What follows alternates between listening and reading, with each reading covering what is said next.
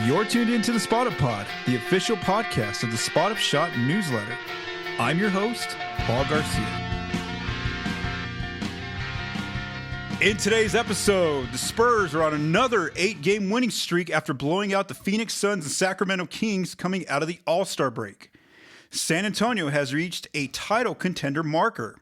And finally, looking at how the Spurs have taken care of business this season against bad teams and injured teams. Welcome back to another episode of the Spot Up Pod. There's only 2 games to go over this past week because the Spurs just came out of the All-Star break. So let's go ahead and jump right into those 2 games. So let's go back to Thursday. It was the Spurs' return from All-Star break. They're in Austin, Texas, playing basically home games in Austin during the actual rodeo road trip, hosting the Phoenix Suns. Now, I do want to mention that the Suns were without some key players. They were without Dillon Brooks, who was serving a league suspension for accruing his 16th technical foul of the season. Grayson Allen was also on the injured list. And even though Devin Booker did play in the first quarter and a little bit of the second, he ended up getting hurt in the first half and did not return to the game for the remainder of the game. And as we know, Booker's one of the leading go-to players for the Suns, so he was basically out for that whole second half. He only played 9 minutes. The Spurs were healthy with their full 10-man rotation, and so they were favored by 7.5 points. This game got out of the hand in the second quarter where the Spurs got some separation from the Suns, going on a 13-0 run to begin the quarter, building an 18-point lead within the first 4 minutes of the second quarter. So then the Spurs go into halftime, again, leading comfortably by 12 points.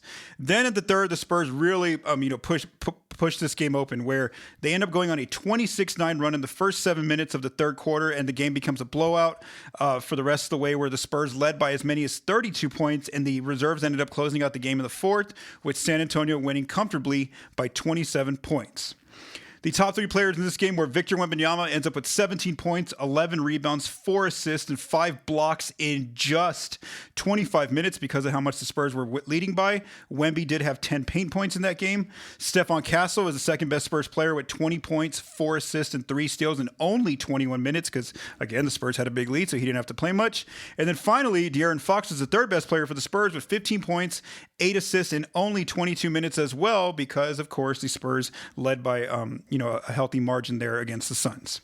Then let's go to Saturday. The Spurs are still in Austin for the second game of that series, in Austin, Texas, hosting the Sacramento Kings, who did arrive with some key injuries. They were without Domantas Sabonis and Zach LaVine, who are out for the rest of the season. The Spurs did have their full 10-man rotation. And so, as I mentioned in last week's pod, if you listen, I asked the question of, how much are the Spurs going to be favored by? Because the Kings at that time were on a 14-game losing streak. Well, entering this game, they were on a 15-game losing streak. And so the Spurs were favored by 18.5 points. That is the most they have been favored by in any game this season. So basically 19 points was that, the over-under there for the Spurs. Now, I do want to give the Kings credit because they didn't just come out and, play like a team that should have just lost by, by more than 19 points. They actually fought in this game. So early on, the Spurs looked like it was going to turn into a blowout. They led by 15 early in the first quarter. However, give the Kings credit. They came back, especially with their bench, and they really, clawed back in the game, and they kept it pretty close for the remainder of the game up until late in the third quarter. With 1.5 minutes until the fourth quarter was about to begin, the Spurs went on a 7-0 run to lead by as many as 11 points going into the fourth. And then it was pretty much over in the fourth. The Spurs really took control, going on 2 different runs where they saw their lead grow to as many as 28 points. And basically, once again, the reserves for the Spurs closed out the game, and San Antonio won comfortably by 17 points there in the fourth quarter. And again, give the Kings credit, the fact they actually made it a fight for good chunks of that game outside of the fourth quarter. The top 3 players for the Spurs were the same 3 players once again for San Antonio. Their 3 go-to players. It was Victor Wembanyama, ends up with 28 points, 15 rebounds, 6 assists, and 4 blocks. And I rounded it to 30 minutes, but it was like 29.5 minutes.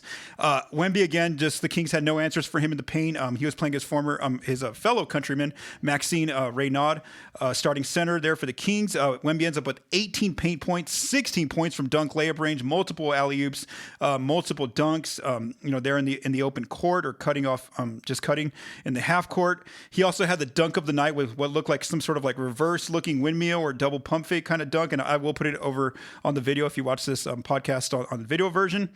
And so I do want to note about how much Wemby's been dominating in the paint lately in the month of February. Through 8 February games, he scored double digits in 6 of those contests. So we're seeing that very early version of Wemby. Remember in the first few weeks of the season in October, November, when he came out, just living in the paint.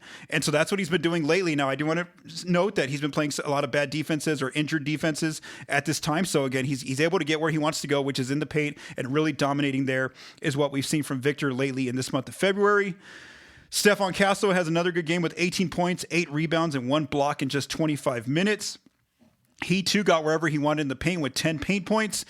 He also has scored double-digit paint points in 4 of his 7 February games. And I do want to note that Castle has been getting a little bit more rest here in February because of all the big blowout wins by the Spurs, where he's only played over 30 minutes in one of these contests in the month of February.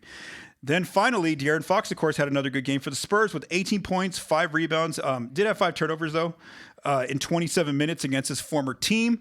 Fox also got into the paint, did what he wanted. He ends up with 12 paint points, and he, too, has been living in the paint in this month of February with 4 of his 8 February games where he's scoring double digits in the paint. And I also will note that Fox, with these healthy leads for the Spurs, has also been getting some nice rest here in February, where he's played less than 30 minutes in 4 of 8 February games. So my prediction last week was that the Spurs would go 2-0. They did just that. Vegas said they would go 2-0. They did just that. So they met expectations, going 2-0 this past week against the Suns, who are very injured, and also the Kings, who are just playing losing basketball right now.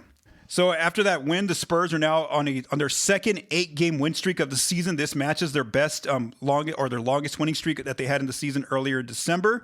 We'll see if they can make it a new 9-game winning streak, but that's going to be very tough because on Monday they play the team with the best record in the NBA and also the best record in the Eastern Conference in the Detroit Pistons, who are also on their own winning streak, winning 5 games in a row. So that's going to be a very cool matchup to watch on Monday, which I will break down a little further in this episode. And also through 56 games, the Spurs are on pace now to win 57 to 58 games this year. And they are also closer to the Thunder for first in the West, and they've created more separation against the Denver Nuggets, third in the West. And the reason why I don't want to give the exact games is because OKC and Denver are playing on Sunday when I'm recording this episode. But just know that they're closer to getting first than they are to falling to third in the standings. All right, so now for our second topic, let's talk about the 40-20 rule that the Spurs have reached to become, legit contenders here. So by defeating Phoenix and Sacramento, the Spurs picked up their 40th win of the season, where they are now 40-16 through 56 games. So to recap what this means and why this is significant to kind of just discuss here is that, championship winning coach Phil Jackson with the Lakers and the Bulls, he used to look at this 40-20 rule when gauging whether teams were title contenders or not. So the goal here with this rule is to basically win 40 games before you suffer 20 losses. So you have to go basically at worst 40-19 in your first 59 games. Well, guess what? The Spurs have actually done that even quicker. They've done that. They've got their 40th win in just 56 games. So they've met that mark, this season. And apparently the Spurs had very high expectations for themselves coming into the season. Harrison Barnes postgame did mention that this was one of the goals for the team was to get 40 wins before 20 losses. So that's a check mark, he said, off the Spurs' box was to at least achieve this mark. So that's definitely something that, going into the season, that was a really high expectation for San Antonio of the kind of team they thought they could be at this point. The fact that they actually reached that 40 win mark before 20 losses. Now, why is this so significant? What does history say? Since the 1979-80 season, every single title winning team has met this 40 wins before 20 losses mark, except for 4 outliers. Again, since 1980, only 4 outliers. That's the 94-95 Houston Rockets that won the title, the 2003-04 Pistons that beat the Lakers that won the title, the 05-06 Miami Heat with Dwayne Wade and Shaq, and then also the 2020-21 Milwaukee Bucks with Giannis. Those are the only 4 teams, again, since 1980 that have, won the title, been those exceptions, those rare exceptions, and have not met that 40-20 rule. Everybody else has. And let's just talk about the Spurs specifically, showing that their history shows, yes, their title-winning teams did meet this mark as well. So In 98-99, the Spurs, their first championship, the Spurs were 37-13, which it doesn't say 40 and 19, but we're adjusting because that was a lockout year, so the Spurs, the schedule was shortened that season, so that's why it's 37-13. But that still meets the criteria of the 40-20. Then the 02-03 Spurs did this the year that they beat the Nets. They did this in 57 games, 40-17. So again, this year's Spurs team actually achieved this faster than that 03 title winning Spurs team. The 04-05 Spurs team that beat the Detroit Pistons in 7 games, they reached this mark very quick. They were 40-11 through 51 games, so they achieved this mark by game 51 of the season, and of course they went on to beat the Pistons in 7 games of that series. The 06-07 Spurs, the team that swept the Cleveland Cavaliers with LeBron James, they went 40-18, so they did it in 58 games. Again, this means that this year's Spurs team did this faster than the 07 title team.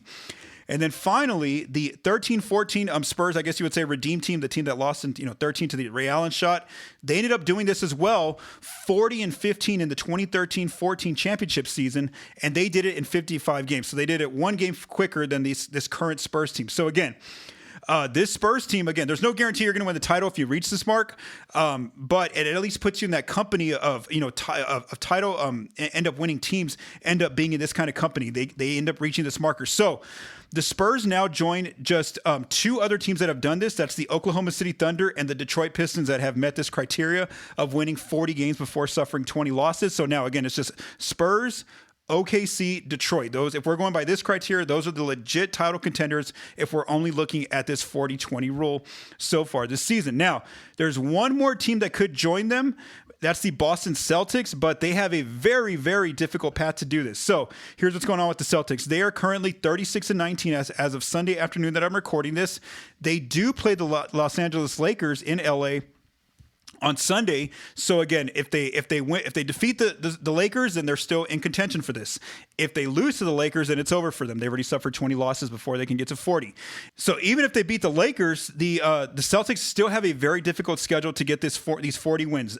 Their next 3 games after the Lakers are the Suns this coming week, the Nuggets, and then the Brooklyn Nets. So again, the Celtics need to go undefeated in their next 4 games in order to achieve this mark. If they get a 20th loss at any time in these next 4 games, then they are eliminated, which just leaves Spurs, Thunder, and Pistons as the only 3 teams that have qualified for this marker. None of the other 26 NBA teams can achieve this goal. They've already suffered too many losses to get here before 40 wins. So again, that just puts the Spurs in that elite company. And again, it doesn't guarantee you're going to win a title, but at least puts you in the history path of teams that have won titles, have met at least this criteria. With the Spurs meeting this, title contention criteria, I did want to just see what ESPN's BPI model said about the Spurs as of Sunday afternoon. So, of course, the Spurs still have a 100% chance to make the playoffs. They have a 72% chance to advance to the second round, behind only OKC, who has a 94% chance, and Denver, who has a 73% chance among Western Conference teams. The Spurs have a 38% chance to reach the conference finals, the Western Conference Finals, behind OKC, who has a 79% chance, but they are now ahead of Denver at 35% chance. So that's very interesting. Again, Spurs is, because that's likely the most likely outcome. Let's just say the Spurs and Nuggets win round 1 of that, whatever series they're in. If the standings hold right now where Spurs would be 2 and Denver would be 3, then that's going to be the second round series right there. It would be Spurs versus Denver. And again, according to this BPI model, the Spurs have a 38% chance of moving on to round 3, whereas the Nuggets have a 35%. Again, very, very close, obviously. But again, the Spurs are ahead of Denver in that category. Next up, going to the NBA Finals. So the Spurs have a 10% chance of reaching the NBA Finals, behind OKC, who has a 67% chance, and then Denver has a 13% chance. And then finally, the Spurs have a 5% chance of winning it all, winning the title this season, behind the Thunder, who are still the favorites with a 53% chance, the Detroit Pistons 10% chance, the New York Knicks 8% chance, the Cleveland Cavaliers 7.1% chance, and then the Denver Nuggets 7% chance. And of course, we do want to note that a lot of those Eastern Conference teams are ahead of the Spurs and Nuggets because they have an easier path to get to the finals playing in the Eastern Conference, whereas Spurs, OKC, Denver, they have to go through some really tough rounds every single round of their series in the playoff path. Let's keep going. All right, for my next topic, I want to talk about how the Spurs have been taking care of business lately. So whether that's a bad team that has a below 500 record or a team that might have a good record, but maybe they're sitting out multiple players due to injury, that's kind of what I want to talk about, how the Spurs have been doing so far for one this season, but then also lately in their last 16 games where they've really been dominating. So as favorites this year, so this is for the whole season, the Spurs are now 30-10 as favorites this year, again, in 40 games. That's a 75% win percentage. So again, they're winning 75% of the games where they're favored against any opponent this season. Against below 500 teams, the Spurs, for the most part, have really taken care of business. They are 21-5, again, an 81% win percentage. They're beating those bad teams. There haven't been too many losses against those bad teams this year, just 5 of them. When leading by double digits, the Spurs are 34-11. So again, when they build a double-digit lead, that's a 76% win percentage. So again, that's pretty much matches their win percentage as when they're favorites. So again, when leading by 15 points, the Spurs are 28-3. Again, they haven't had too many letdowns. That's a 90% win percentage. Again, only 3 times have teams come back from behind by 15 and come back to beat the Spurs this entire season. And then finally, when leading by 20 points in the game, the Spurs remain undefeated at 17-0. So again, the Spurs have only led by 20 in 17 games, but at least they've never coughed up a lead and end up losing that game when leading by 20 points. Now, here's why I want to focus on the last 16 games for the Spurs, because this is really when they've been really taking off lately. So we do want to note that right after Christmas up until mid-January, in those first 10 games of that stretch, the Spurs had their worst stretch of the season playing basketball. They went 4-6, again, a losing record. But since then, since that mid-January marker, it begins with that game against the Milwaukee Bucks where the Spurs won a blowout. The Spurs are 13-3 in their last 16 games. So again, 13-3. So here's what I want to look at. I want to look at how much have the Spurs led by double digits, and then how much have they actually won by double digits, for the season and then these last 16 games. So let's just that's how I'm going to go through this criteria. So they've led by double digits in 45 games. They've only won by double digits in 26 games. So again, we see that, for the season, yes, a lot of these games do come back to becoming dogfights or within at least 10 points for San Antonio. However, lately in these last 16 games, they've kind of, led by double digits and then won pretty comfortable by double digits as well. So here's that number. They've led by double digits in 14 of their last 16 games, and they've won by double digits in 11. So again, just a -3 there. Pretty good. Again, they build a double-digit lead. They end up winning by double digits. So that's a good marker in these last 16 games of how they're taking care of business. Let's talk about 15-point leads.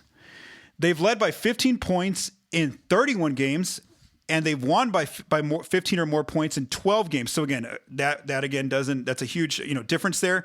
That games end up becoming a little bit closer than when the Spurs initially lead by 15.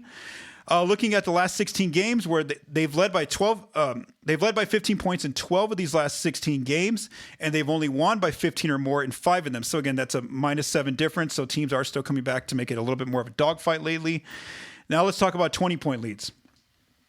The Spurs, like I mentioned, have led by 20 in 17 games this year, but they've only won by 20 or more in 6 games. So that's a pretty significant drop off, where we see that teams do end up coming back to make the game closer, whether that's the Spurs building a big lead early by 20 plus and not being able to hold it, or maybe that's just the reserves coming into the fourth quarter and not being able to win comfortably by more than 20 points.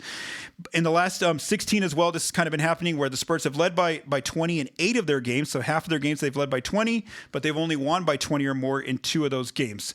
So I do also want to mention how the Spurs have done a great job in these last 16 games of not, falling into double-digit holes. Part of it is the opponents they're playing, but then part of it is just them, again, taking care of business. They're coming in more focused in these games. So they've only trailed by double digits in 4 of their last 16 games. So again, they really haven't fallen into these double-digit holes based on the teams that they're playing lately. So again, I think we could say that lately in these last 16 games, they're doing a lot better. They're doing a much better job of kind of taking care of business against those teams that they should beat on paper, whether they're favorites or whether those teams have bad records, or if those teams are just missing key players due to injury or just resting players. All right, let's go through some news and notes now. Let's talk about a signing the Spurs made this past week. So on Tuesday last week, the Spurs signed veteran big man Mason Plumlee to a 10-day contract. So Plumlee has not played in a game in these last 2 games. He's been on the injury report listed as return to competition reconditioning because he underwent surgery on his right groin back in late December with the Charlotte Hornets. So he's basically easing his way toward making his return to the court. Now, his first 10-day contract does expire on Thursday. which means that once it expires, he's able to sign one more 10-day contract with the Spurs, and then from there, if they want him for the rest of the season and he's interested in staying with San Antonio, then he can sign a standard contract going forward. He can only sign up to 2 10-day contracts. I do think because of how patient the Spurs are being with letting him come back from injury, that is probably going to be the plan. And this is similar to what we saw the Spurs do last year with Bismack Biyombo. If we recall, Wemby, of course, went out for the season in February with his blood clot injury, and so from there, the Spurs initially signed Biyombo to a 10-day contract. Then they let him sign another 10-day contract, and then from there they signed him to a rest of season contract. So I think that's probably the approach they'll probably take with Mason Plumlee. And again, even when Plumlee is healthy and ready to go on the court, I don't see him playing a lot right now in the Spurs' 10-man rotation. Again, they have a pretty solid rotation there with Wemby starting at center and then Luke Kornet backing him up. And then of course, maybe they get some French vanilla minutes out there together. But I think that the Spurs definitely were looking for another, backup center option because they were linked to Goga Bitadze, Robert Williams III, Gershon Yabusele at the trade deadline. And of course, they didn't trade for any of those players. But obviously, the place on their roster they were looking for some additional depth was at center. And so I think that's the point of bringing in Plumlee is that, yes, he's not going to play a lot, but in the event that, let's just say it's a game or a couple of games where Wemby gets in foul trouble or Kornet gets in foul trouble or they have to miss a few games due to injury or rest, well, then now they have a better, defensive center here with Mason Plumlee who can maybe give them better minutes than what Bismack Biyombo have been doing on defense or Kelly Olynyk or even the small ball fives, because as I wrote about in a piece this past week, the Spurs' defense, of course, is elite with Wemby. They're very good with Luke Kornet, but then they just completely fall apart if neither of them are on the floor together or on the floor at all. Whether it's Wemby or Kornet off the floor, their defense is just terrible. And then also so that's the reason why, again, they were probably looking for another option as a third option in the event Wemby or Kornet has to miss some time. And so maybe they're hoping that Mason Plumlee can do that out there with his, I've seen different sites list him as either 6'10" or 7 foot. So just to have another, bigger presence there at backup center in the event Wemby or Kornet have to be out of a game. And then for my other news and notes I want to discuss is how the Spurs have become must-see TV, or we should just say pretty much Wemby has become must-see TV. On Friday this past week, the NBA and the Spurs announced that the Boston Celtics game against the Spurs and the Chicago Bulls game against the Spurs in March will both be on Peacock. And so if we look at the Spurs, they're going to be on national TV a lot up until the playoffs. Of their final 26 games, 14 are now on national TV. So again, 54%, more than half of their games left of the season are now national TV games. So again, the NBA is getting ready because obviously, Wemby's one of the up and coming stars for the NBA right now. So of course he's must see TV, but also the league wants, fans in the NBA overall to get familiar with the Spurs team. Some of these role players, some of these players coming off the bench, because this is a team they expect to have a deep playoff run, considering that they are the second best team there in the Western Conference and the third best team overall in the NBA by record. All right, for our final topic, let's discuss the upcoming 4 games for the Spurs this week. So again, this is going to be a very busy week for San Antonio. After only having 2 games this past week, it's about to get going. I think that when I had looked at the Spurs' remainder of the schedule, I think they have 4 and 3 games almost every week from now until to the end of the season. So again, it's going to be a packed schedule going forward for the Spurs. So let's first use the criteria that I like to look at, which is the last 10 games when I preview these matchups. So in their last 10 games, the Spurs are playing excellent basketball, 9-1. They have the 3rd best offense during this stretch and 4th best defense. So again, top 5 on both offense and defense in these last 10 games. So on Monday, they go to Detroit to play the Pistons for the first time this season. The Pistons are also playing excellent basketball, 8-2 in their last 10. They have the 5th best offense and 2nd best defense in this stretch. So this one's tough because to figure out. No, I know I did just get the Spurs and the Spurs and Pistons injury reports right now, and so the Spurs are going to have their full 10-man rotation available. Nobody's injured on the 10-man rotation for the Spurs, and the Pistons have most of their team except for one key defender who could who's a defensive player of the year candidate this year, and also a player who's going to likely be on one of the all defensive teams, and that's Isaiah Stewart. As we recall, he's receiving right now. He's under I think it's a 7-game suspension for one of the fights that broke out, earlier this season, right before the All-Star break, between the Pistons and one of their opponents. I think it was Charlotte. Yeah, it was Charlotte. So anyway, Stewart will be out of this game because, again, he's serving his suspension right now. But the Pistons do have all their other core players available, and so. Again, I really think this one's a coin toss because we haven't seen these two teams play each other. We do want to consider that it is on the road for the Spurs. They're in Detroit against a very good team. I'm going to say that the Pistons win. Let me explain my thinking why. I just think that right now against these bad and injured teams that the Spurs have been playing these last few weeks, they've been able to do whatever they want offensively. And the thing that San Antonio most wants to do against most teams every night is they want to live in the paint. They want, Wemby to dominate in the paint, De'Aaron Fox, Stephon Castle, Dylan Harper, Keldon Johnson, all these guys, they want to get in the paint, get to the free throw line. And yes, sometimes their three-point shooting's there. It's been better lately, but then sometimes they have some off nights. Now, the fact that Detroit's a top, they're playing really good basketball, again, second best defense in the league these last 10 games.